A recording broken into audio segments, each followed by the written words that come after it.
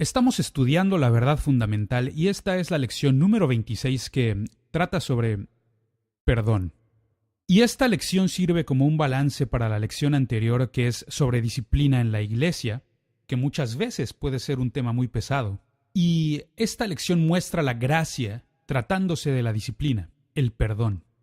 Como un hermano lo dijo muy bien, si voy a cometer un error, prefiero hacerlo del lado de la gracia. Y yo estoy de acuerdo con eso. Entonces hablaremos sobre el perdón. Perdón. Y nuestro versículo clave se encuentra en Efesios capítulo 4, versículo 32, que dice: más bien sean bondadosos y compasivos unos con otros y perdónense mutuamente, así como Dios los perdonó a ustedes en Cristo. Y dos veces vemos la palabra perdón en ese versículo y es muy importante para nuestra vida. Debemos aprender a perdonar a otros, así como Dios nos perdonó a nosotros en Cristo Jesús. Y este es uno de los mayores problemas que enfrentamos como cristianos. Todos tenemos que afrontar este asunto de las ofensas. Va a ocurrir, amigo. Y si aún nadie te ha ofendido, no te me desanimes, te aseguro que tu turno llegará tarde o temprano. Te encontrarás eventualmente con la ofensa.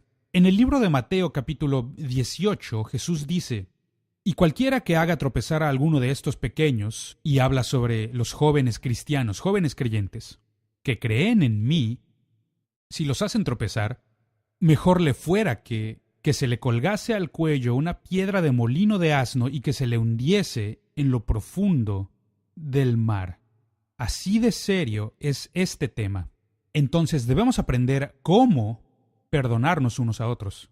Y esta es la primera pregunta que quiero responder hoy. ¿Por qué debemos perdonar a otros? La primera y la más obvia de las razones es por Jesucristo. Jesús es el ejemplo máximo en todas las áreas de nuestra vida. Él es el amo por completo. Y lo cierto es que nadie ha sufrido la injusticia humana como Jesucristo la sufrió. Y aún así, Él escogió perdonar. Lucas capítulo 23, versículo 34, Jesús está en la cruz y exclama: Padre, perdónalos, porque no saben lo que hacen. Oh, qué gran ejemplo para ti y para mí. Aprender a perdonarnos mutuamente. El primer clamor que Jesús soltó desde la cruz fue el clamor del perdón.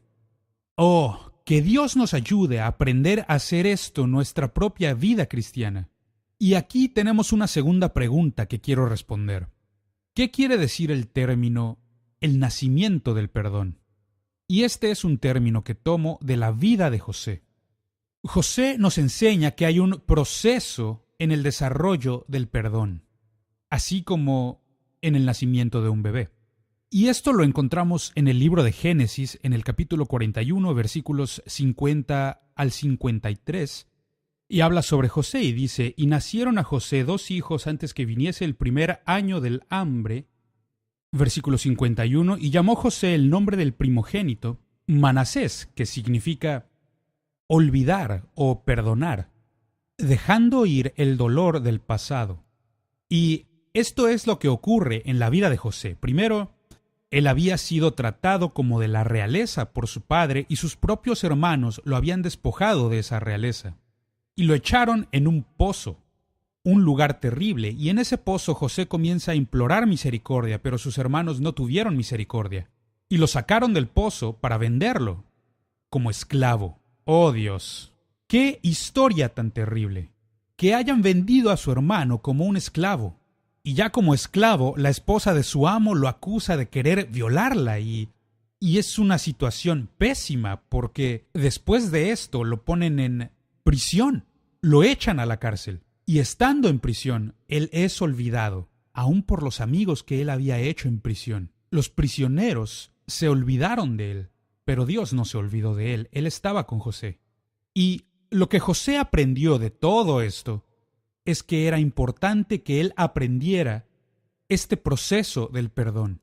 Antes que llegaran los años de la hambruna, conocemos la historia sobre cómo Dios le dio a José la interpretación de los sueños del faraón. Le dijo que iban a haber 7 años de abundancia y luego 7 de sequía. Y Faraón le pone en una posición de autoridad y poder, y durante estos 7 años de abundancia, de repente, como José había predicho, vinieron 7 años de sequía.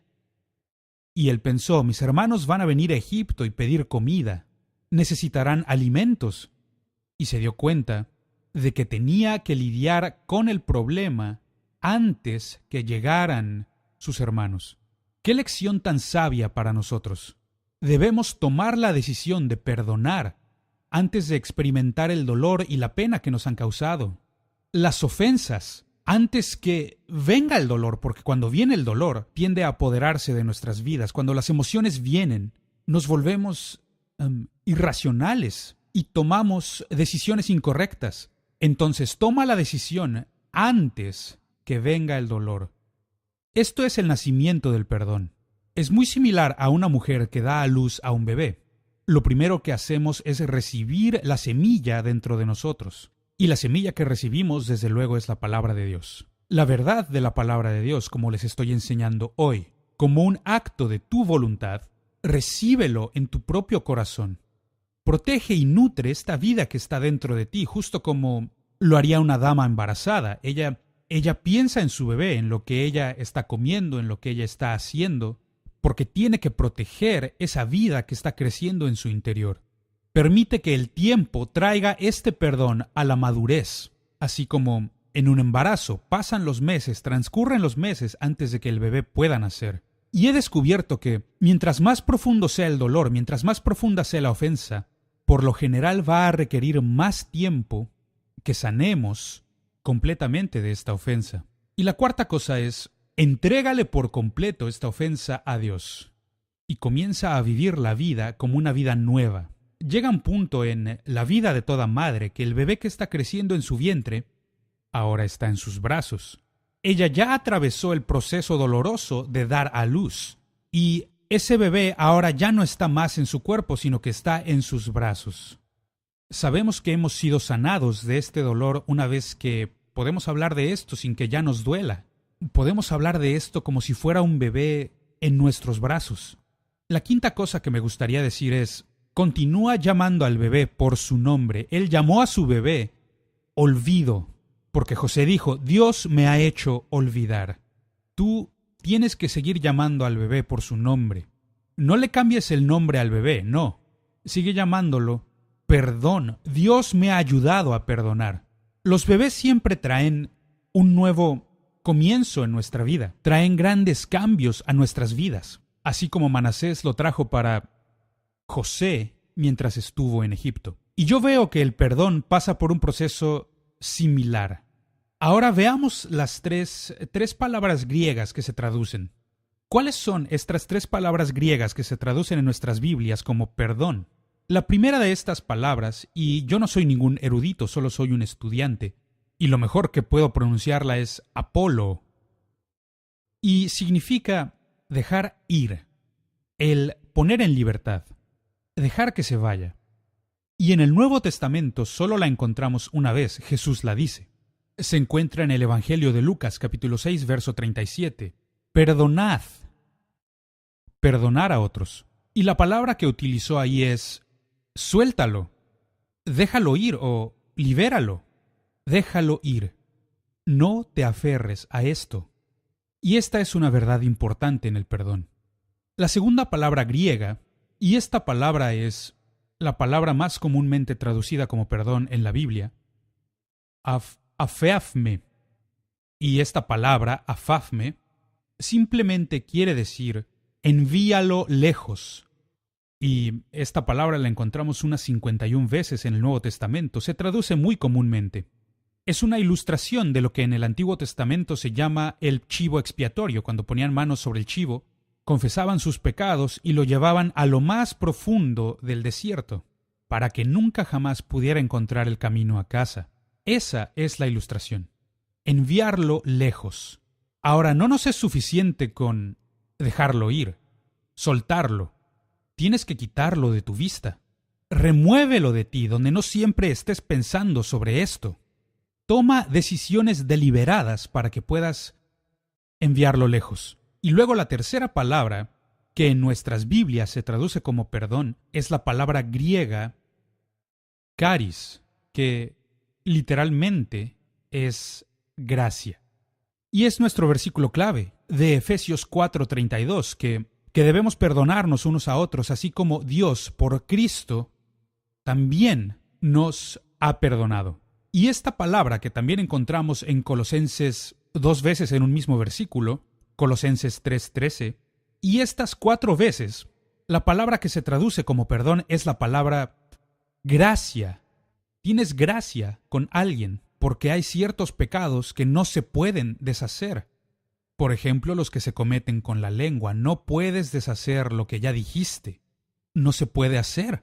Hay pecados como estos que, una vez que los cometimos, una vez que los hicimos, ya no podemos deshacerlos. Podemos arrepentirnos de ello, podemos pedir perdón, pero solo podemos recibir gracia de parte de Dios y de otros. Y el versículo dice: muéstrense gracia mutuamente, así como Dios en Cristo nos dio gracia. Oh, qué verdad tan importante con respecto al perdón, que aprendemos que debemos perdonar a otros. Y este tipo de perdón se encuentra basado en lo que llamamos el amor ágape, el amor que viene de Dios, amor divino. Gracia unos con otros, así como Dios en Cristo nos dio gracia. Luego el apóstol Pedro habla con Jesús y básicamente comete 2 errores con respecto al perdón. Está haciéndole preguntas a Jesús, y permítanme leerles este versículo, Mateo 18:21. Entonces se le acercó Pedro y le dijo: Señor, ¿cuántas veces perdonaré a mi hermano o hermana que peque contra mí? ¿Hasta 7? Y recuerden, Pedro está hablando con Jesús. Él sabe que Jesús es el Mesías, intenta comportarse de la mejor manera, pero básicamente comete 2 errores en su pregunta. En primer lugar, punto A, Pedro asume que es su hermano o hermana quien va a pecar contra él, y no él mismo. Eso es un error. ¿Por qué no, en cambio, Pedro le dijo a Jesús: Señor, ¿cuántas veces debería perdonarme mi hermano si es que yo peco contra él? ¿Por qué será que siempre pensamos que será alguien más quien necesitará perdón? La verdad es que todos nosotros necesitaremos perdón tarde o temprano, cada uno de nosotros, porque ninguno de nosotros es perfecto. Luego comete un segundo error, al ponerle un límite al perdón. Nunca hagas eso a menos que quieras que Dios te ponga un límite a ti también. Nunca le pongas un límite al perdón, y es lo que Jesús está diciendo. Estás cometiendo tu gran error. Él le dice: no digas 7 veces, yo te digo 70 veces 7. 490 veces, dice. No pongas un límite. No limites al perdón. Y el método que Jesús utilizó para enseñarle fue contarle una historia. Y esta es una historia que encontrarás en los siguientes versículos, en Mateo capítulo 18, versículos 23 al 34. Habla de 2 hombres. Un hombre que le debía al rey algún dinero, le debía al rey $20 millones. Una deuda imposible de pagar para él. Y no hay forma en que él pueda pagar esta deuda. Sin embargo, el rey tuvo misericordia de este hombre. Cuando le pidió perdón, él le dijo: claro, yo te perdonaré esta deuda, y camina siendo un hombre libre. Pero el hombre sale y se encuentra a un consiervo que le debía unos $20. Casi nada. Y el hombre no pudo pagarle ahí mismo, así que se enoja contra él y hace que lo metan a la cárcel por $20. Y cuando el rey se enteró de esto, se enojó mucho y lo mandó llamar. Y le dice: ahora tú irás a la cárcel por lo que has hecho, porque si yo te perdoné, ¿cuánto más debieron perdonarse mutuamente? Y es lo que Jesús está diciendo. Todos nosotros tenemos necesidad de perdón. Todos nosotros. Nadie es perfecto. Tarde o temprano voy a necesitar perdón, justo como tú vas a necesitar perdón.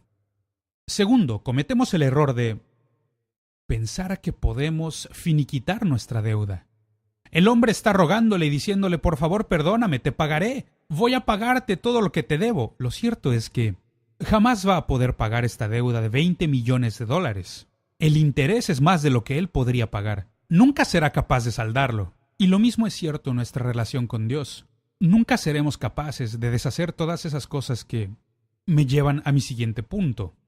Los pecados cometidos en nuestra contra se suman a nuestros propios pecados. La verdad es que yo he actuado peor en mi vida que cualquier otra persona. Yo me he decepcionado más de lo que alguien más me haya podido decepcionar, porque yo vivo conmigo mismo. Y la verdad es que no hay forma en que yo pueda pagar esta deuda. Es solo por gracia. Y la cuarta cosa de la que quiero hablar respecto a esta historia que Jesús cuenta: si nosotros no perdonamos a otros, no podemos ser perdonados. Es lo que Jesús nos enseñó a orar en la oración modelo. Y nos enseña sobre perdónanos, así como nosotros perdonamos a aquellos que nos han ofendido. Y una vez más repite este concepto, porque si tú no perdonas a los demás, tampoco tu Padre que está en los cielos puede perdonarte. Y el quinto punto que abordaré es que hay mucho tormento en la falta de perdón, y así es como termina esta historia, con el hombre en prisión, porque no pudo saldar su deuda. Aquí hay otra pregunta que quisiera contestar. ¿Cómo se relaciona la fe con el perdón? Me parece muy interesante que una de las enseñanzas de Jesús, que es la enseñanza sobre la fe, y es una gran enseñanza, porque encontramos un higo que se había secado desde sus raíces. Los discípulos se asombraron y dijo: esto no es imposible. Para el hombre sí es imposible, pero para Dios nada es imposible. Está enseñándoles sobre esto e inmediatamente se dirige a enseñarles sobre el perdón. ¿Por qué conectaría la fe con el perdón? Esto es lo que he aprendido. Punto A.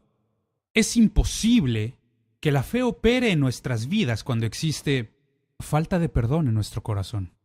Si hay falta de perdón en nuestro corazón, entonces hará cortocircuito, va a parar, y la fe ya no operará en nuestra vida.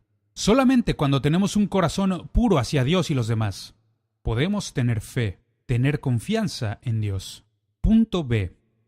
La incredulidad es una gran razón para no perdonar. Es decir, nosotros no creemos que ellos en verdad se han arrepentido. Y como nosotros no lo creemos, no les perdonamos. De hecho, es sorprendente que muchas veces es más fácil destruir grandes árboles y mover montañas que perdonar a alguien que nos ha hecho algún mal. Y es lo que Jesús nos enseña, este tema tan importante. Debemos aprender a perdonar. Tercer punto, punto C. Noto que lo que dice Jesús aquí, en Mateo 6, versículo 15, dice así: mas si no perdonáis. Notémoslo. Hace conexión entre estos pensamientos de perdón y fe, con estas conjunciones y pero. Si no perdonamos a otros, y nos muestra los dos aspectos correspondientes. Y aquí hay otra pregunta que quiero hacerles. ¿Qué es lo que ocurre si no perdonamos? Hay muchas cosas que toman lugar. La primera es que estamos condenados ante Dios. En Mateo capítulo 6, versículos 14 y 15, donde Jesús dice: si ustedes no perdonan, tampoco su Padre que está en los cielos podrá perdonarlos. Entonces permanecen en una condición de condenación, porque se rehúsan a perdonar. Segundo, produce desesperanza. Sentimos que no tenemos esperanza. Salmo 130, versos 4 al 8. Desesperanza. Es una condición del no perdonar. Y aquí hay otra, en Salmo 103, versículo 3. Nos volvemos vulnerables ante la enfermedad. Hay estudios excelentes sobre sanidad y yo he visto esto y la ciencia médica lo confirma también, que muchas veces la amargura es la razón principal para que muchas personas experimenten enfermedad en sus cuerpos. La razón por la que están amargados es que se rehúsan a perdonar a otros por las cosas que les han hecho. Aquí hay otra cosa que ocurre si nos rehusamos a perdonar. Caemos en un engaño espiritual. Hechos capítulo 8, versículo 23. Y es cuando Pedro está hablando con Simón, llamado el mago, porque está usando sus trucos de hechicería para intentar ganar influencia en la gente. Y le dice, tú has sido engañado gracias a esta amargura e iniquidad que habita en ti. Falta de perdón. Y otra es que destruimos a otros con nuestras penas. Segunda de Corintios, capítulo 2, verso 7. Le añadimos tristeza a tristeza cuando nos rehusamos a perdonar.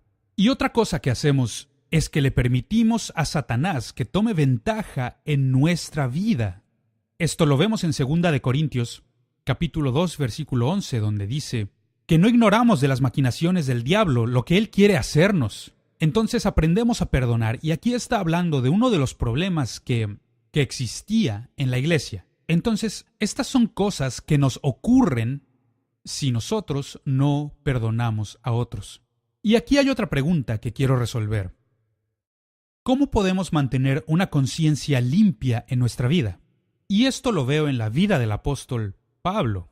Él habla sobre esto en Hechos 24:16 y dice, por esto procuro tener siempre una conciencia sin ofensa ante Dios y ante los hombres. Y notemos que algunas personas se enfadan con Dios y otros se enfadan con otras personas.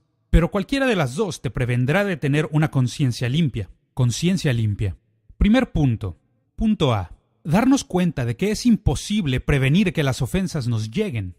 Lucas capítulo 17, verso 1, Jesús dice que en esta vida es imposible y que las ofensas llegarán. Va a ocurrirte a ti, me ocurrirá a mí, le ocurrirá a todo el mundo. Tarde o temprano alguna persona nos va a ofender. Alguien va a hacer algo que no nos va a gustar, algo que nos lastime alguna vez.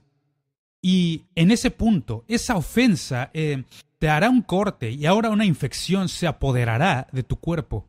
Y eso es lo que ocurre cuando alguien te lastima, cuando alguien te ofende. Esto abre las puertas para los ataques satánicos en tu vida. Le ocurre a todo el mundo. Punto B.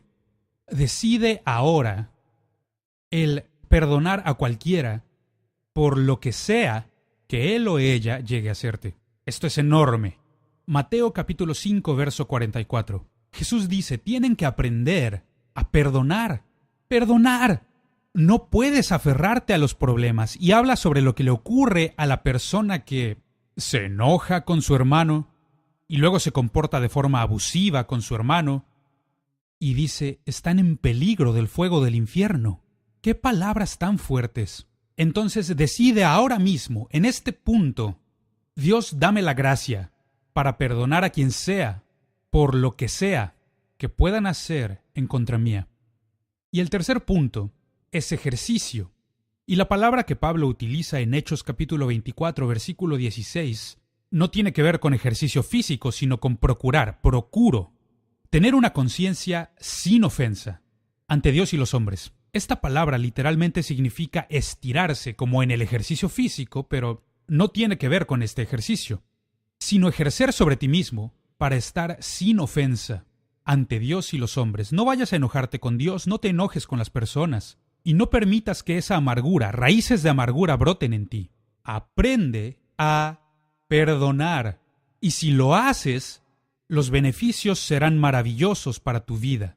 Verás, perdonar a otros puede ser una tarea muy difícil para nosotros, pero la recompensa vale totalmente este esfuerzo. Y esto lo veo en la vida del apóstol Pablo. Pablo experimentó cosas terribles a manos de su propio pueblo. Habían rechazado a su Mesías, lo habían rechazado a él y hacían lo que podían con tal de destruirlo, detenerlo y derrotarlo.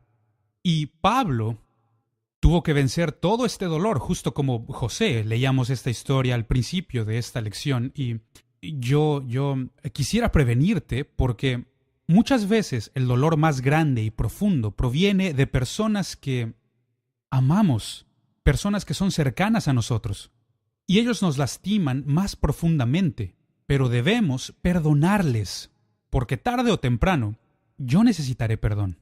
Vas a necesitar perdón. Entonces comienza a ejercitar tus músculos espirituales. Comienza a poner en práctica estas cosas que estás aprendiendo aquí. Aprendamos a darnos gracia unos a otros. Y hay algunos pecados en los que es todo lo que puedes hacer. Solo puedes escoger el dejarlo ir. el perdonarles, liberarles, y nunca vuelvas a hablar del tema. Toma esa decisión así como Dios, por el amor de Cristo, te perdonó. Aprendamos a darnos gracia. Y yo te prometo, si haces esto, se convierte en sanidad para ti. Se convierte en sanidad para tu cuerpo y te llena por completo. Y va a evitar que el diablo nos destruya. A Satanás le encanta este tipo de cosas.